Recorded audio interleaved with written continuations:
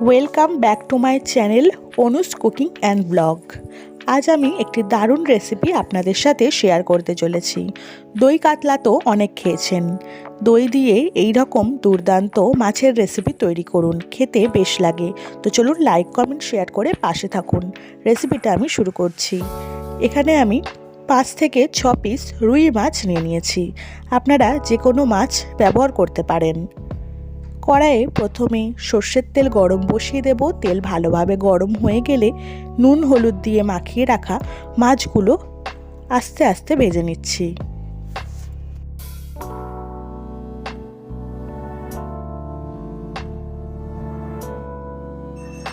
এপিট ওপিট সাবধানে উল্টে পাল্টে লালচে লালচে করে ভেজে তুলে নেব। এরপর মাছ ভাজা তেলের মধ্যেই অল্প একটু সাদা জিরে ফোড়ন দিয়ে দেব।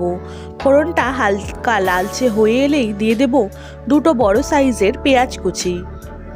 পেঁয়াজ কুচি দিয়ে কিছুক্ষণ নাড়াচাড়া করে নেব। পেঁয়াজটা হালকা বাদামি হয়ে এলেই উপর থেকে দিয়ে দিচ্ছি একটা টমেটো কুচি। টমেটো দিয়ে আবারও ভালোভাবে নাড়াচাড়া করে নেব।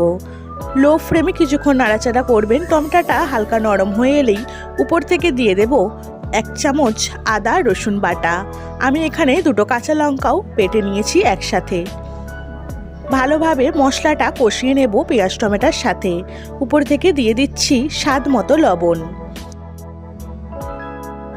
এরপর একে একেই 1 চামচ জিরে গুঁড়ো, 8 চামচ ধনে গুঁড়ো আর পরিমাণ মতো লঙ্কার গুঁড়ো দিয়ে ভালোভাবে আবারও কষিয়ে নিচ্ছি।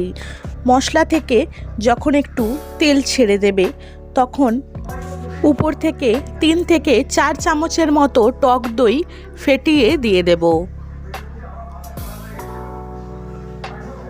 টক দই দিয়ে ভালোভাবে মশলার সাথে কষিয়ে নিচ্ছি। এই সময় কিন্তু ওভেনটা একদম লো ফ্লেমে রাখতে হবে। দেখুন টক দই দেওয়ার পরে গ্রেভির কালারটা কিন্তু খুব সুন্দর চলে এসছে। গ্রেভি একটু ফুটতে থাকলেই উপর থেকে ভাজা মাছগুলো দিয়ে দেব।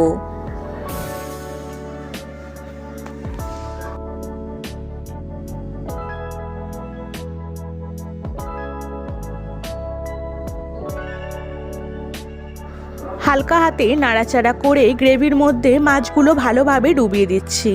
এরপর একটি ঢাকনার সাহায্যে লো ফ্লেমে প্রায় 10 মিনিট ঢাকা দিয়ে রেখে দিলেই একদম তৈরি হয়ে যাবে আমাদের দই দিয়ে রুই মাছের তরকারি। একদম টেস্ট কিন্তু দই কাতলার মতনই। তো বন্ধুরা দেখুন চারিপাশ থেকে তেল ছেড়ে দিয়েছে। আমাদের দই রুই একদম রেডি। এই রকম নতুন রেসিপি যদি আরও পেতে চান এক্ষুনি চ্যানেলটা সাবস্ক্রাইব করে পাশে থাকা বেল বাটনটি বাজিয়ে দেবেন। আর রান্নাটি কেমন লাগলো অবশ্যই আমাদের জানাবেন বন্ধুরা। আজ এই পর্যন্তই।